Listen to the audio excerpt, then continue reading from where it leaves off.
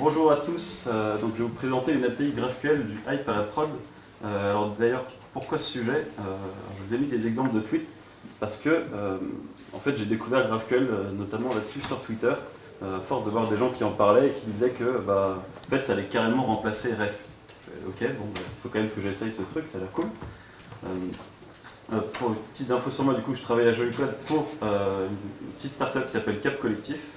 J'ai un Twitter, si cette con vous plaît, n'hésitez pas à me suivre. Alors, si vous devez ne retenir qu'un slide, c'est celui-là. GraphQL, c'est pas un langage de requête de base de données. C'est une syntaxe qui va décrire comment vous pouvez demander des données. Donc typiquement, on va l'utiliser pour faire une API. Et c'est vraiment que ce qui concerne la couche transport de votre API. Ça ne va pas vous permettre de faire des requêtes dans une base de données ou d'automatiser votre API. Vous allez devoir quand même la décrire vous-même. Ce n'est pas un outil magique. Alors, on va partir d'un problème concret avec REST. Alors, typiquement, j'ai un blog et mon product manager arrive et il me demande qu'il faudrait ajouter en fait une liste d'utilisateurs qui vont pouvoir aimer des articles. Donc je vais modéliser ça, par exemple, dans mon front-end. Si je veux modéliser mon JSON que je vais utiliser en front-end, j'aurais besoin du coup d'un tableau de posts. Et chacun de ces posts va posséder un titre, title, et likes, qui est une clé qui correspond du coup à un tableau de personnes. Et dans ces personnes, je vais avoir besoin de leur nom et de l'URL de leur avatar. Donc typiquement l'approche que j'aurai avec REST, ça va être de me dire je vais directement les modifier mon endpoint get/post et lui ajouter à chaque fois la liste des utilisateurs qui ont liké le post. Mais là ça me pose un problème. Là tout d'un coup mon API est beaucoup plus lente parce qu'il y a beaucoup plus de données à récupérer et l'application mobile, les utilisateurs se plaignent parce que elle est beaucoup plus lente qu'avant et en plus elle n'utilise même pas encore la fonctionnalité des likes. Alors, comment je vais résoudre ce problème?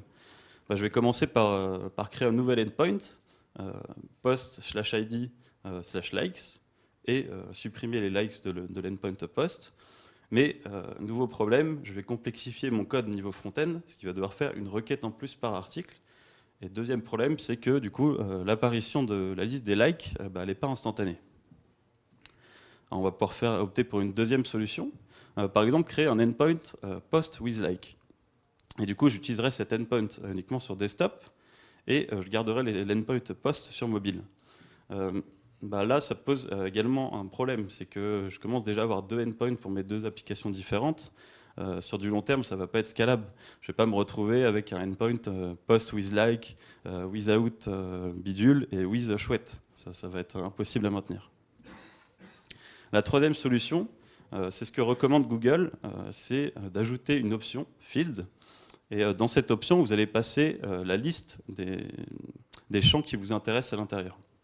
Par exemple, je pourrais lui passer title et likes.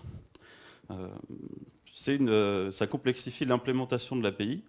Et en plus, ça augmente le nombre d'URL possibles sur lesquels que les clients peuvent utiliser.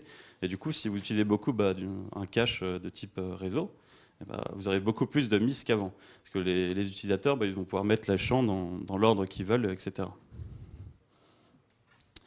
Du coup, Facebook propose une approche différente de concevoir une API, qui est plutôt que d'avoir plusieurs endpoints qui vont être assez stupides et envoyer toujours la même chose, c'est en fait d'en avoir qu'un seul, mais qui serait intelligent et capable en fait de comprendre ce que vous lui demandez.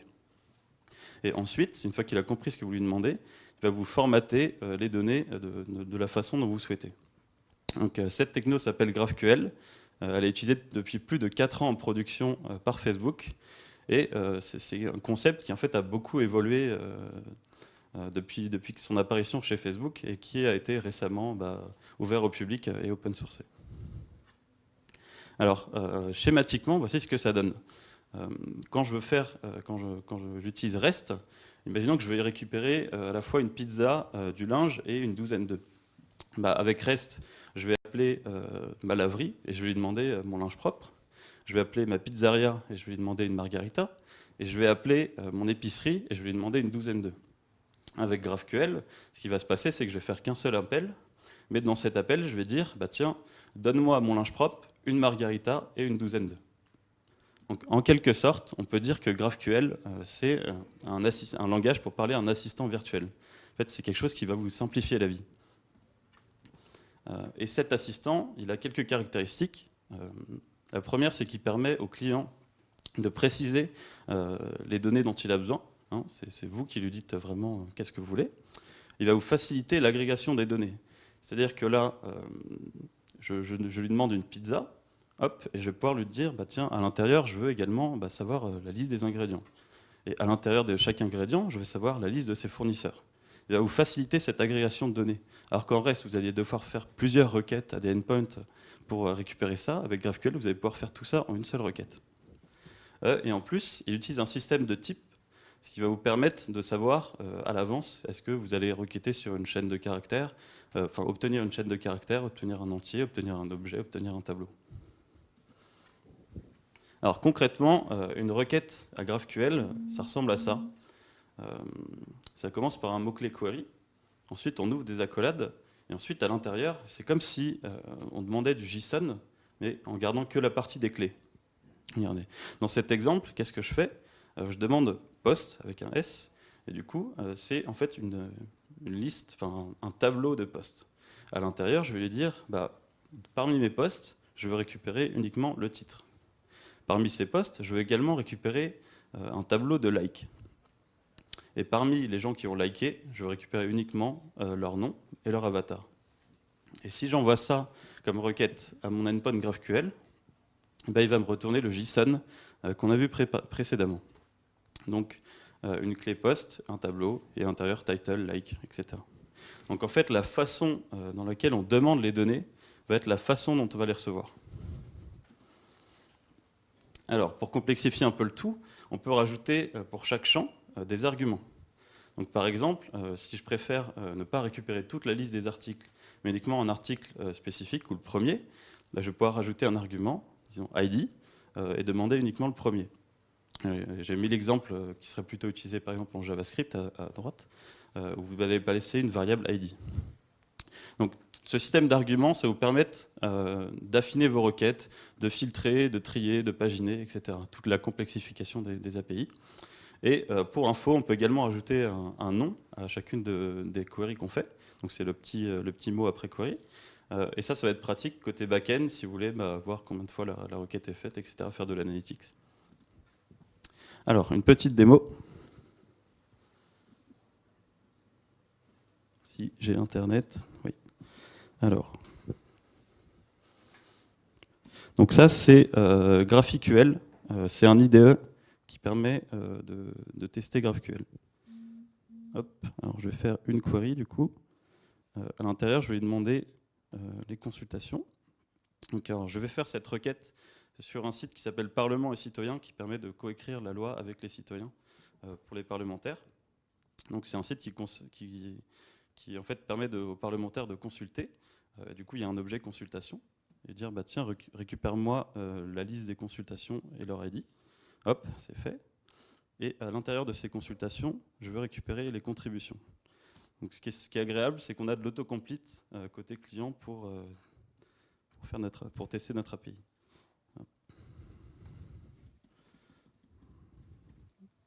Et j'aimerais récupérer l'ID de toutes les contributions de mes consultations. Ensuite, je vais filtrer. On va dire que je m'intéresse qu'à la première consultation.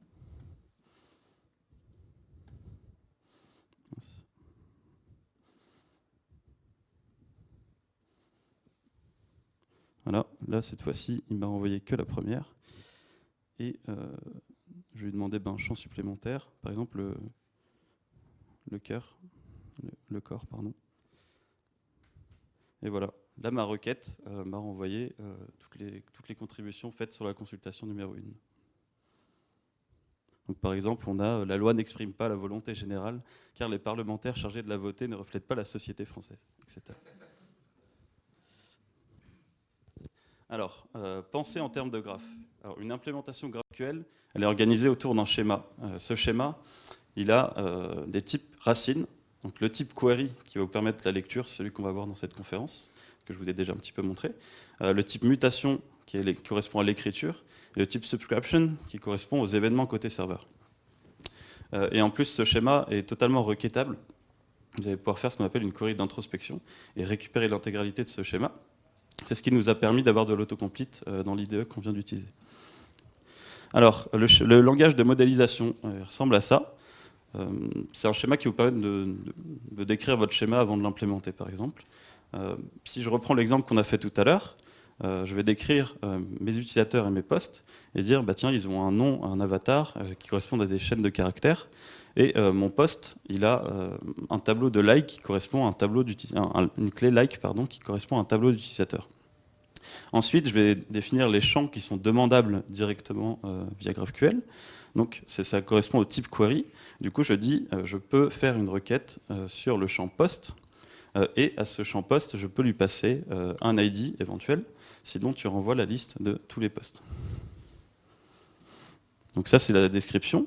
Et maintenant, on peut passer à l'implémentation en PHP. Donc pour ça, je vous propose d'utiliser le GraphQL Bundle fait par Overblog, qui se base sur l'implémentation de la spec fait par WebOnix.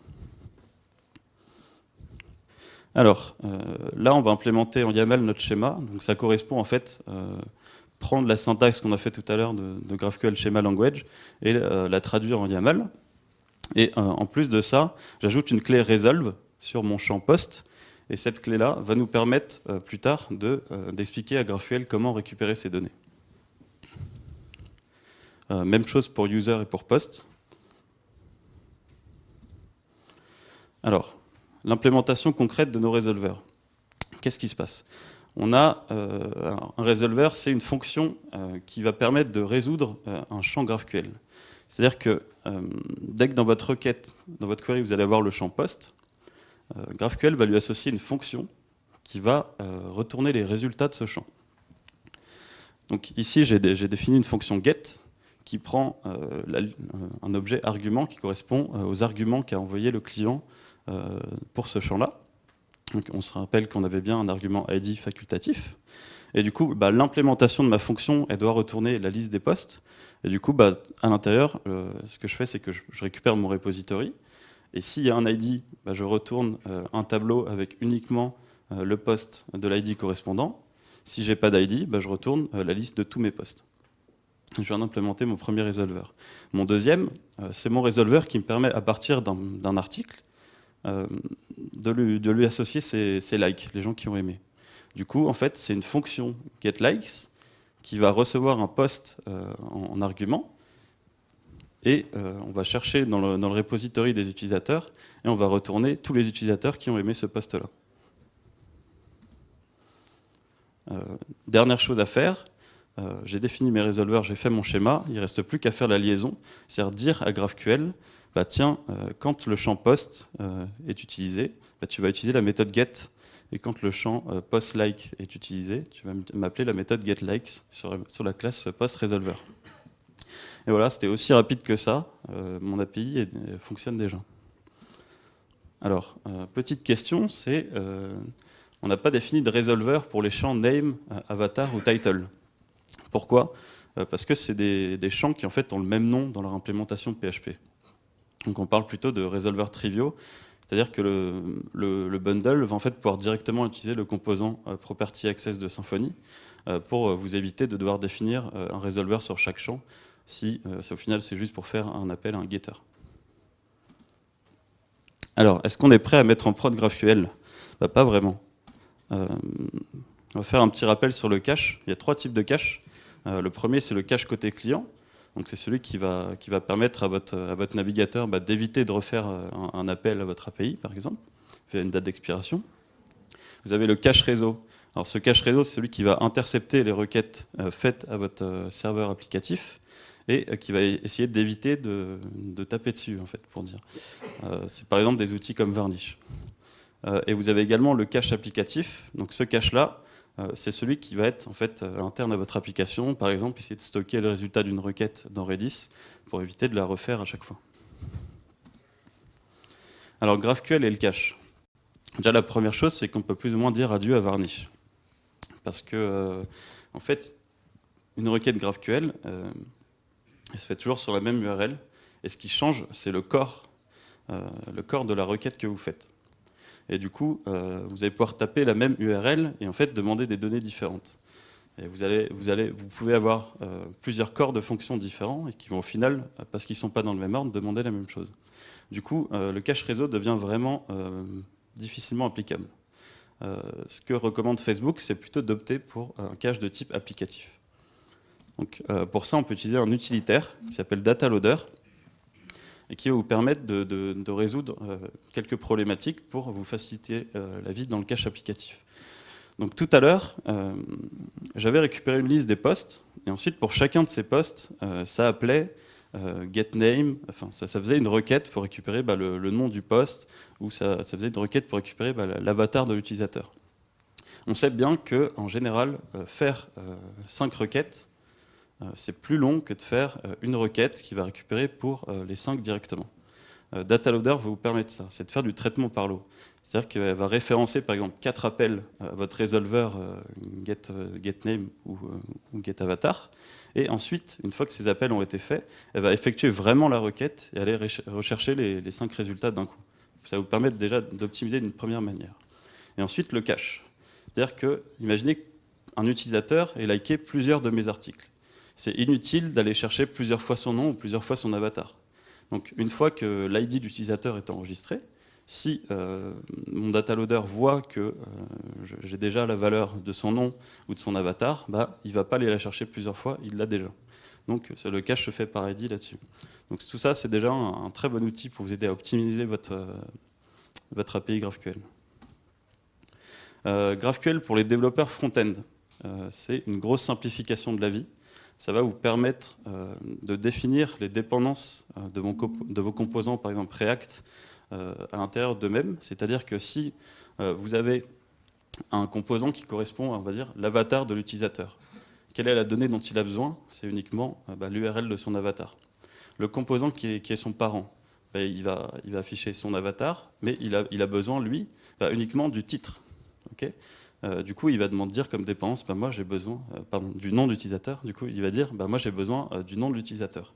Et en fait, en remontant comme ça jusqu'aux parents, vous allez prendre vos enfants et c'est eux qui vont générer la requête finale GraphQL qui va être exécutée par le composant qui fait la requête. Du coup, ça permet à un développeur front-end juste de dire, tiens, moi j'ai besoin de cette donnée supplémentaire, et il n'a pas à toucher à l'implémentation de comment est fait la requête, etc. Ça permet de faire des mutations optimistes, ce genre de client aussi. C'est-à-dire que de dire, tiens, je vais voter, mais je n'ai pas besoin d'attendre que la requête soit faite sur le serveur et que le retour revienne pour valider le vote. Et ensuite, ça va gérer l'erreur si jamais il y en a une, etc. Ça permet également le cache côté client, encore une fois, pour les performances. Une mutation, donc ça c'est la façon d'écrire avec GraphQL. Je vais passer dessus pour aller plus vite. Et subscription, c'est la couche temps réel qui va permettre de faire des événements bidirectionnels, c'est-à-dire que si votre serveur, par exemple, détecte que quelqu'un vient d'aimer un post, il va pouvoir envoyer un message au client s'il a souscrit pour lui dire tiens, ce nouvel utilisateur a liké un post. Donc ça permet de faire du temps réel. Pour conclure, je dirais que GraphQL est une alternative vraiment intéressante à REST. C'est un gros avantage qui est l'optimisation de la taille des échanges réseau. Vous n'allez plus jamais demander des données sans en avoir besoin. C'est une grosse facilitation du travail côté client et ça simplifie, je trouve, l'organisation du code côté back-end. Mais par contre, en revanche, il faut être prêt à investir du temps dans le cache applicatif, alors qu'en général, mettre un varnish sur une API REST, c'est beaucoup plus rapide. Plus personnellement, je trouve que c'est un plaisir de ne plus utiliser les groupes de sérialisation, parce que c'est une horreur. Le code front-end, il est vraiment allégé, parce que vous n'avez plus besoin de vous occuper de toute la partie réseau. C'est fait pour vous. Ça s'intègre rapidement dans un projet existant, et en plus, ça vous permet de refactoriser tout ce qui est tout le vocabulaire, en fait. C'est-à-dire que votre résolveur pour votre API, enfin pour vos champs de GraphQL, vous leur donnez le nom que vous voulez. Et après, dans vos résolveurs, vous pouvez encore appeler votre ancien vocabulaire. Donc pour faire une transition d'une API à une autre, c'est vraiment super. Mais on n'a pas encore ouvert cette API GraphQL au public parce qu'on a besoin d'un temps supplémentaire pour retravailler les performances dessus. Voilà, je vous remercie. N'hésitez pas si vous avez des questions. Et Cap Collectif, qui essaie de changer la démocratie, recrute. Donc n'hésitez pas si vous êtes intéressé.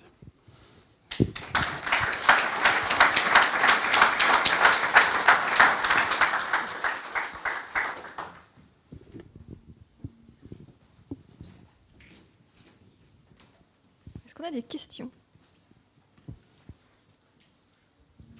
Salut. Qu'est-ce qu'il en est de tout ce qui est authentification, autorisation? Oui, j'en ai pas parlé.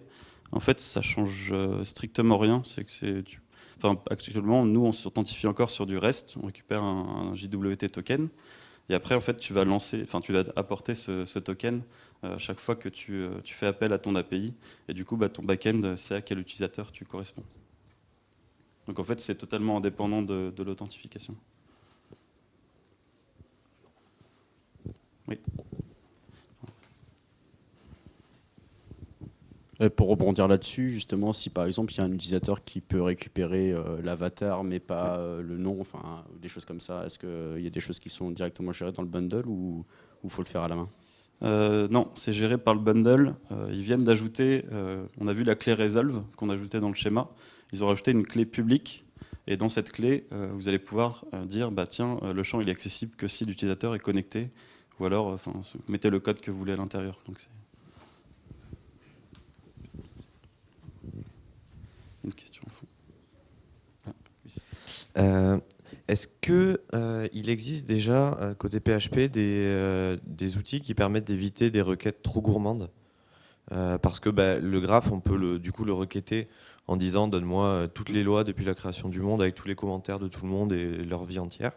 Et du coup, est-ce qu'il existe déjà des choses pour sécuriser ça? Oui, dans le bundle, il y a une option là-dessus pour vérifier la profondeur maximum. Et en plus, c'est une sécurité que tu dois implémenter du côté de tes résolveurs. Par exemple, imposer une limite de 50 commentaires ou autre. Ça, c'est ton implémentation qui décide derrière. Le client va demander ce qu'il veut, mais à toi de vérifier que c'est valide derrière. Bonjour. Bonjour. Dans l'exemple que tu donnes, l'API GraphQL, elle accède directement à la BDD. Nous, on est en train de mettre ça en place aussi, mais sur une archi microservice avec plusieurs API derrière. Je ne sais pas si en prod, c'est le cas pour vous aussi. Et du coup, notre service GraphQL central qu'on est en train de faire, je veux savoir si toi, tu as pu automatiser des choses pour référencer directement depuis tes API des objets dans ce endpoint GraphQL ou pas, et si tu as des retours là-dessus. Non, nous on est encore sur un monolithique, donc on n'a pas cette problématique encore. Mais il faut vraiment voir GraphQL comme étant indépendant du back-end que vous avez derrière. Et c'est un très bon moyen, comme tu utilises, je pense, pour après derrière centraliser et taper sur plusieurs microservices. Mais on n'a pas travaillé cette problématique.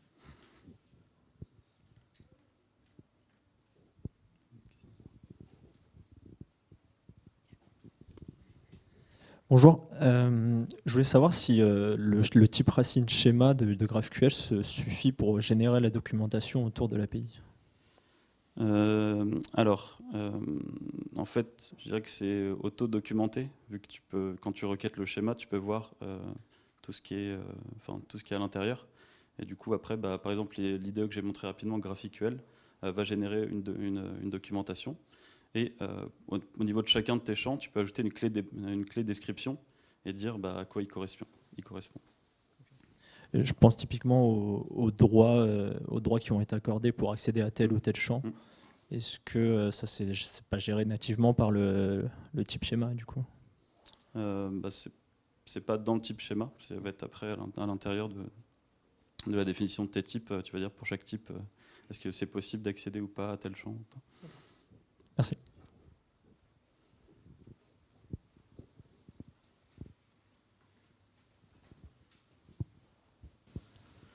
Bonjour. Comment vous faites pour gérer les erreurs? Comment vous faites la gestion d'erreurs? Parce qu'en reste, on utilise les règles HTTP habituelles. Mais avec GraphQL, il y a des règles, il y a des formats de gestion d'erreurs. Comment tu spécifies à ton user que ce champ-là, à cet endroit-là dans le nœud, tu n'as pas le droit ou il n'existe pas? Alors, GraphQL gère ça dans l'aspect directement. C'est-à-dire qu'il va toujours te renvoyer, à moins que tu aies vraiment une grosse exception PHP, il va toujours te renvoyer toutes les données qu'il a réussi à trouver et te mettre une clé errors, et avec à l'intérieur, il va te mettre à nul tout ce qu'il n'a pas réussi à trouver, et dans la clé errors te dire tous les problèmes que tu as eu dans ta requête. Ça, il va faire pareil pour tout ce qui est déprécié, etc.